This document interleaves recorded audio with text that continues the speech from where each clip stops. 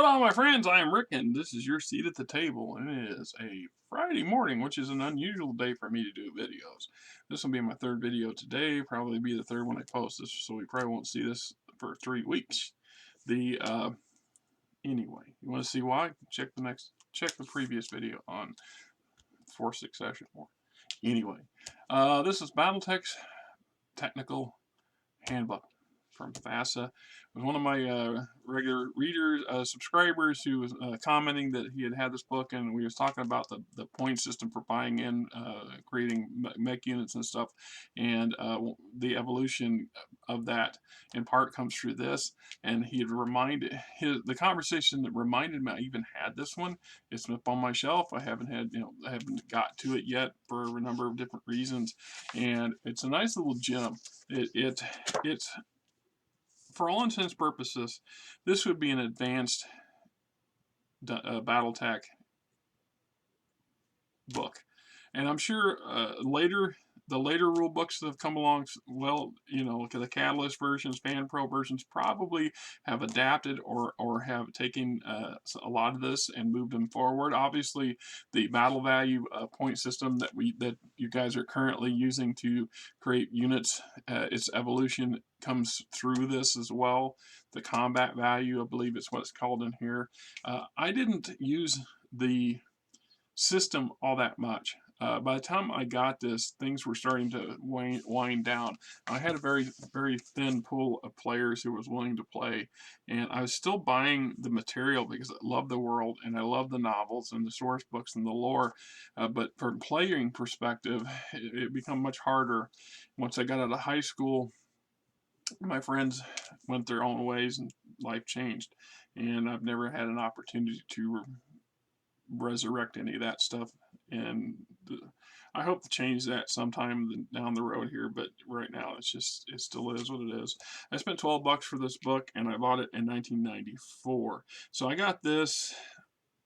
This came out not too much longer after this. FASA went bellied up. They lost the franchise or something. I'm still vague on exactly. I think I've read up on what happened to FASA, and I'm pretty sure that there was a lot of internal issues and external issues combined, and it basically dissolved and got bought up. Anyway, this was one of the last ones that they were putting out before there was a hiatus, and it was in that period of time we started to see the Dark Ages start to come into play, and well, that's not true, because I think it was 2000. I think FASA was around until 2002. I might be getting with facts and my numbers strong, so just strike that, and it's just what it is, right? So we're looking at things in here. We've got the introduction. Tactical Handbook is the Battletech supplement designed to allow players to create and play advanced tactical situations. The book includes new rules and equipment for advanced Battletech play, including systems for running double-blind games and creating extended Battletech campaigns, as well as new equipment and optional rules for MechWarrior games. Players should be thoroughly familiar with the rules provided in the Battletech Compendium and MechWarrior 2nd Edition source books before attempting to use new rules provided in the Technical Handbook. It goes on about how to use the book, new rules, Thunder LRMs, double blind rules. What double blind, in a nutshell, is trying to recreate what's called the fog of war. This is where the disadvantage of most tabletop war game is you get to see what your opponents have on the field, because your tabletop literally is the battlefield. So everything that's there visually, you physically can see as a player. This has a bigger effect on your tactics than what you might think it does. The fact that your characters, your units are not supposed to know what's on the other side of the ridge, but your player does. And so this is a set of rules that helps to alleviate that, or helps to try to mitigate that. This is definitely for, I don't know, I'd almost call this convention rules or epic level play. Because at this point, what they're wanting you to do is set up two separate maps, ideally in two separate rooms, and have a third person act as a mediator who's going to move back and forth between the two locations, so the players don't get to see what the other player sees unless their units can. So if your mech, now your recon mechs and aerospace assets and stuff all really matter, because this is how you get a bigger picture of the field. Now, there's a dumbed down version of this that you can play. Two players can do this. And I got this. This was before, which I played on a number of occasions prior, and I've used it in other game systems, so I know it works. Prior to them coming up with the double blind rule set, I never played the double blind rule set because it's just too complicated. I was lucky enough to get one other person to come in the room just to play a straight up war game on the table. So the idea of being able to have even larger, now you could probably get away with that more doing it today. You know, do you ever, the idea of playing chess through the mail is, in a way, that's kind of how that is. If I set up a chessboard over in the corner and you have a chessboard and we use email or text messages and say, I move my rook to this and you move your pawn to that, and that's how we're supposed to be honest with each other, and of course you can track all that, so you know if somebody didn't move what they were supposed to, and you play the game remotely. So in an aspect of fog of war, one of the ways of dealing with this would be to each player to have a notebook and perhaps a map, a miniature paper version of the battle map, and it's on that map in pencil that you're going to track where your unit, you put a little symbol for each one of your units or whatever, or a number, and this is where my unit 12 is, and then I move my light lance 6 hexes forward and two forward and 3 to the left. Then I'm going to move that on my paper map, and then my turn's concluded. And then you're going to do the same for your map, and it's not until one of our units get within that range of sensor range that the rules allow for that we actually place the item on the map. And then we can go take it to one more step, because we can just put a marker stating there is a lance of mechs there, because you're at maximum range. It just allows the identification of the fact that there's a lance of mechs. We might even have a lance of light mechs if that's because you're close enough to realize that the size difference between salt mechs and light mechs. But you might not know what type of light mechs are there until one of your unit's sensors actually gets within range. And that's a little bit more convoluted, a little bit more chunky, rules heavy and some players just they don't have the patience for it. But it's an awesome way to play. It's an awesome way to play because you really control the fog of war. So if my unit engages your unit and then your unit falls back behind a set of hills and I lose my visual range, I lose my center lock on your unit, at that point I have to make guesses as to which direction your unit's going to go. Your unit could be maneuvering laterally, could be withdrawing to, or coming forward. You can use this method to literally lure your opponent into a trap, and the opponent gets hammered because they don't know it's there. And the argument that, well, your units don't know, but you know, is alleviated. So there's a lot of fun there. There's a lot of intricacies. You have to kind of really be into the mechanics to play this stuff well. So, and then with things like stacking, visual spotting, spotting phase, sensor spotting. So the mechanics and the rules, these things apply. And weapons attack phase, opportunity fire, physical attack phase, ECM systems. And also this sort of fog of war type of combat actually allows these electronic systems to really shine. We have these and we don't, there's people will not want an ECM system because it takes up a slot that could be used for armor or heat sink or another weapon system or more ammo, because well, I'm only gaining a point.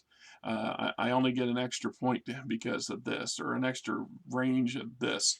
And but by having this double blind setup or this fog of war setup, those things really pay off because now they're important. If I can see your stuff before you can see my stuff, then you're at a disadvantage.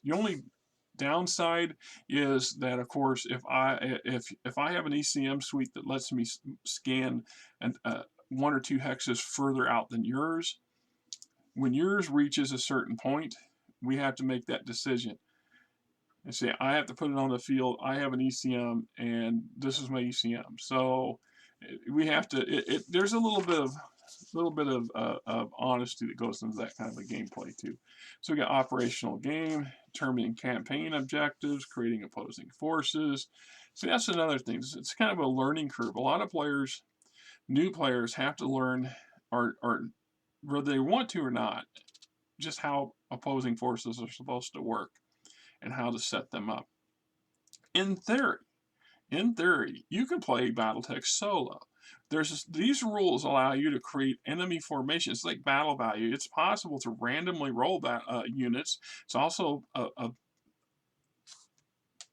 possible to pre-create a selection of potential units to encounter, and then just decide randomly which one is on the field when your force hits it. So you can actually have a solo game. I have done that. I have played Battletech by myself more times than I want to count, just because I wanted to do so. Because I wanted to play the game and I didn't have another player. So we have a repair pool, reinforcement pool, selecting map sheets, operational turns, scenario phases, planetary landing. So we got optional rules, meeting engagements, assault, pursuit, defense, victory determination phase, battlefield recovery phase, defense phase. It says if a winner of the scenario holds the field, he may salvage or scavenge points from any of his own units or enemy units left on the map sheets, using the following rules when salvaging or scavenging. Any damage that immobilizes a unit must be repaired before the unit can be salvaged. See the repair and refit phase for repair costs. Victorious player must also spend 100 repair pool points to break the security code and disable the safeguards on any mech he salvages. The victor can also scavenge from units left on the field. The victor may add half of a scavenged unit's original combat value points to his own repair pool. Units that have suffered ammunition explosions, destroyed more than one section, or have self-destructed cannot be scavenged. Abandoned units cannot be salvaged or scavenged in later operational turns. Ideally being is if you don't take it when you get a chance, you don't get to come back later and get it. Because if you do that, and I've always had a caveat when it comes to playing, if you want to go back to a battlefield later to try to get stuff you couldn't take the first time, we're going to play that out as a scenario, because there's a possibility that there's other scavengers there, that there's an independent there, or the other side's opposing force potentially had the same idea, and it's another fight all over again. So don't always say no, because it could lead to another interesting encounter. Logistics phase. That's a part that a lot of players I've run into over the years struggle with. They really don't understand, or they don't want to. It's boring. It's paperwork. I don't want to deal with it. Well, it's part and parcel of how things are supposed to work. If you're running a campaign on any kind of scale, unless it's just, hey, we're going to put two groups of things to beat on each other for an afternoon, well, then we don't need to justify why we're here, what we're doing, how did you show up, etc. But if you're there running any kind of common sense Battletech flavored thing, there's a goal, there's a reason. Your unit's not here just to scavenge stuff for nothing. What, they pirates, they units from another house or from a merc unit. Maybe that merc unit on one system over, it had a big brutal fight with another foe, and they need to, I don't know, go raid somebody else to get parts for their own stuff, etc. We have justifications for doing it, and that includes any significant operations. And if you have any significant operation, they need supplies: food, water, fuel, ammo, basics. So logistics plays a role. All right. Optional game rules, repair and refit phase, determining campaign results. So we get into combat values. I'm not going to go into this one because, like I said, at some point I'm going to do a video on this, on the subject and the evolution of this stuff as I know it. And I'm sure I will butcher it because I don't know it as much as, or as well as I think I do. Others definitely know it better than I do. But I still want to cover it because it's one of those things that I kind of feel it needs to be covered.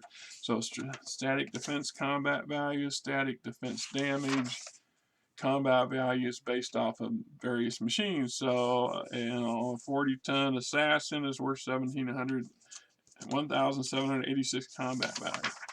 Mechs, and more mechs, combat vehicles.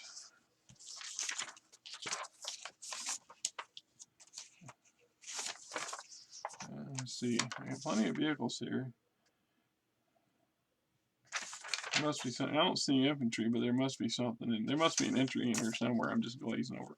Then we get level 3 tactical rules. We got modified movement sequence, artillery, free fire attack, strike attack, surgical strike attack, walking fire attack, battle mech engine explosions, battle mech sensors, electromagnetic sensors, seismic sensors, thermographic sensors, craters, sensor damage, disengaging PPC field inhibitors, four-legged mechs, hidden placements, hot loading LRMs, hull down rules, interlocking streak missiles, jumping fire, jump and shoot at the same time, land air mech battle mechs, conversions, air mech mode, fighter mode, LRM construction, line of sight, partial cover, selecting terrain elevations. Then we get into some new equipment.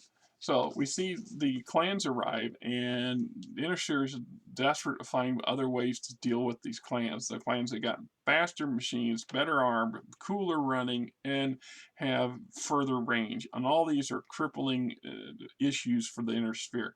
It's just sheer volume and numbers. The Innersphere, early on, the only times except for skullduggery, dumb luck, and some really crafty tacticians and commanders in the field doing the right thing at the right time at the right moment to get a win on the clans. Overall, the Innersphere takes a beating and are on their back feet for almost that whole first year.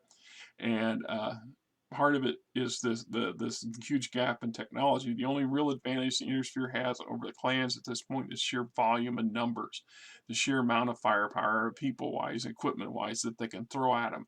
The problem with doing this is that you're throwing them into a literal meat grinder. So the clans are, for every one clan warrior that gets killed, there's easily 10 Innersphere warriors that die, because it's just that's how bad the odds were. So we come out with things like caseless autocannon, how that works, hypervelocity autocannons, LBX-10 autocannons, i.e. the LB2, 5, and 20s,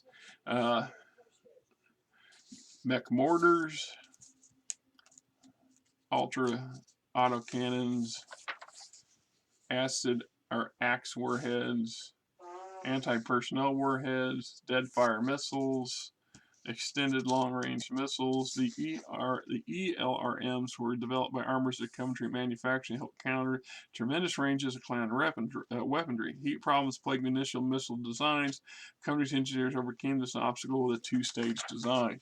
Though extended range missiles have the potential to threaten the clan's edge and range weapons, the ELRM systems are not yet available in sufficient numbers to outfit vast numbers of military units that have requested them.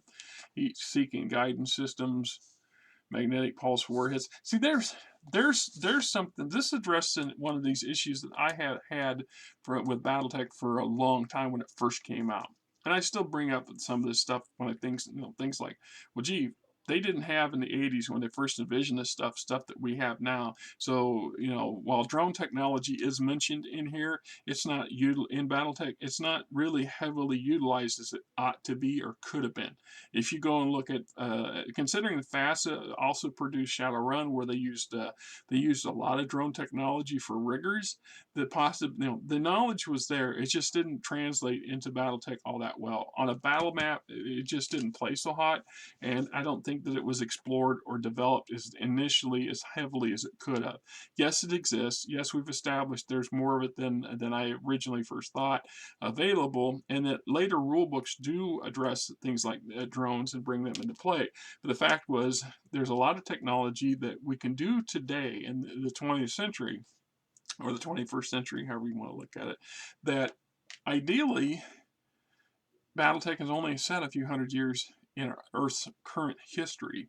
Future, the initial forays into Battletech universe, the inner sphere, the technology that we have today should have been translatable over. So things like stealth technology, heat-seeking guided missiles. I'm just pointing the obvious out. So they came up with later and added some of these as other people asked the same questions I did. Well, what about these things? And then there was some common stuff, you know, common, you know, like dumb missiles. There's plenty of rocket systems that are used on attack helicopters and other vehicles today that utilize that do not use highly high technology tracking systems and guidance systems that many missile systems use. They just fire and forget. We're just going to flood a hex with fire, and that's basically what dumb missiles are. And things like mech mortars, I had mixed opinions when I first saw them, and then I started using them a few times, and I realized that there are plenty of opportunities for mortars.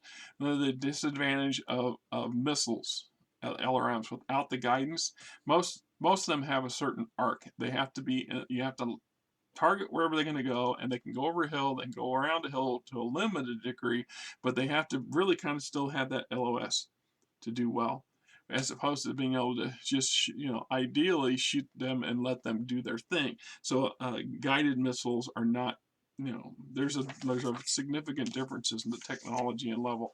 And a mortar is just that. It's a tube, and so ideally the mech has a weapon that can elevate at an extreme elevation, being able to loft a warhead up and over close proximity. I can get it over that wall or get it over the building and hit the building behind, kind of thing, or the hill behind me, kind of thing. So tandem charge warhead, thunderbolt launcher, streak missile systems. And we have a streak missile system too, but what about the 4 and 6? How come we don't have a streak 10? Size, right? Physical weapons. They try to address some of those questions too. When they first introduced the hatchetman, we have an axe. Anytime we first saw a bunch of mechs, and they had hands, and they can brawl with each other, they can kick each other, and somebody says, well, I'm picking up this tree branch using it as a club. Eventually that led to the hatchetman. The hatchetman has a hatchet built into it, and we have a few others, rare mechs, that actually have a physical weapon that's attached to their hand. So this expanded on that. So a claw, a mace, and we got Battle Mech accessories, Angel ECM suite, Bloodhound active probe, command console. We know that if you know anything about Battletech's lore and you had any interest in mechs in general, we know that there's a handful of mech designs, the Battlemaster, the Cyclops, a few others, that actually made early on references to having a second seat, of actually having 2 consoles or 2 positions. And so this is the command console. So it also kind of helps explain why they're not as common as they first thought they ought to be. Starting with, generally speaking, if you see a mech in the field that's sporting any indication that it has a second console, it's probably got a commanding officer in it. That means that is a tactical target that needs to put down fast, which means it tends to draw fire fast. So if I got a Battlemaster on the field that's actually got 2 pilots, one of them is the actual pilot, the other guy is probably the commanding officer for the regiment. And if we can take him down, the better off we are. It's just like a Cyclops. We might have a pilot and a communications officer. Once again, if we can take that guy out or that machine out, or both of them out, we're going to really hurt the other side bad. So let's all target that thing for sure. The other logical option was for training mechs, which it's not until much later that the topic comes up, because crazy people like me want to ask why. And why don't we have this? How come it doesn't do this? How does it do that? Why does it do that? Because that's the kind of stuff we get from it. We enjoy it. So the idea that training mechs very early on would have a seat for an instructor makes absolute perfectly good, solid reason and sense to have. And so this just helps give us a little bit of that insight and things like that. See, even the most astute observers can only guess how many command console equipped mechs still exist in the inner sphere. Most believe the comm guards possess the greatest number of so-called command mechs, but some claim the word like many of those following the Comstar schism. House Creator reportedly possesses several command mechs as well, and most experts believe the other inner sphere states have at least a few such machines. Most forces keep their command mechs a closely guarded secret, however, and only commit them to battle in the most extreme circumstances. See, once common in the inner sphere, the Starleague venture to command console become increasingly rare. The command console is actually a second cockpit that provides room for a second mech warrior, usually a high-ranking, high-level commander. Command console's redundant set of controls lets blah blah. Not surprising, battle mechs with command consoles quickly became favored targets of enemy battle mechs. Most of those still in existence are used now to train new mech warriors far from the battlefield. See? Just saying. So, coolant system, mechanical jump boosters. First time I saw that, I'm thinking, are you kidding me? Basically, that's a pogo stick. They mounted pogo sticks and legs on them, and so the pogo, we're using sheer kinetic power to bounce something. And then I thought, all right, whatever. The boosters would consist of several specialized actuators, and triple strength armor bundles are housed in the battle mech's legs and allow a mech to jump without the aid of jets. Actuators uncoil with tremendous force, i.e., the frickin' spring-like concept of a, and special heating units mounted, blah blah blah. Watchdog system, blazer arbor.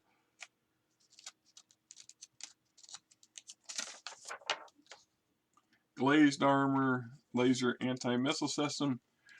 This was another thing that came out immediately as soon as I heard about the AMS system and that the clans were introducing, and I thought, how is that not standard equipment on most mechs?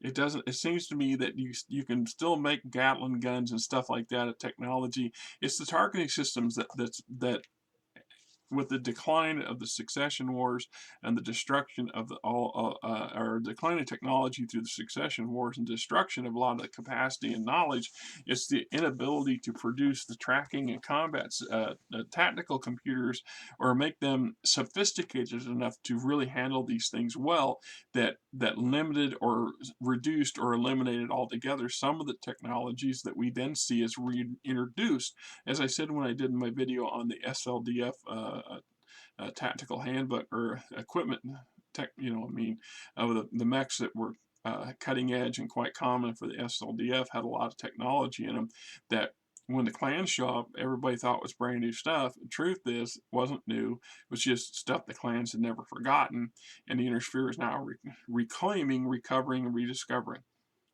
So to have a laser-based anti-missile system as opposed to a ammo-based ballistic AMS made absolute positive sense. And I thought right off the bat, why didn't they have that from the get-go? But, it's just can't cover everything all the time. It's also a size thing. If you're ever creating, and like I've said, I have created my own game system, and I know damn well just how hard it is to try to include everything and just how big books can get. And you can't cover everything in one volume without costing something. And you can consolidate things only to a certain point. So the possibilities of other stuff and additional tech and stuff being introduced later is always there, always warranted and wanted. Plus, there's afterthoughts. Well, we had this one, why not that? Well, that makes sense. Let's take a look at that. Next thing you know, it's in a book, and that's how this stuff plays out. So, once again, good stuff, nice stuff to know and have.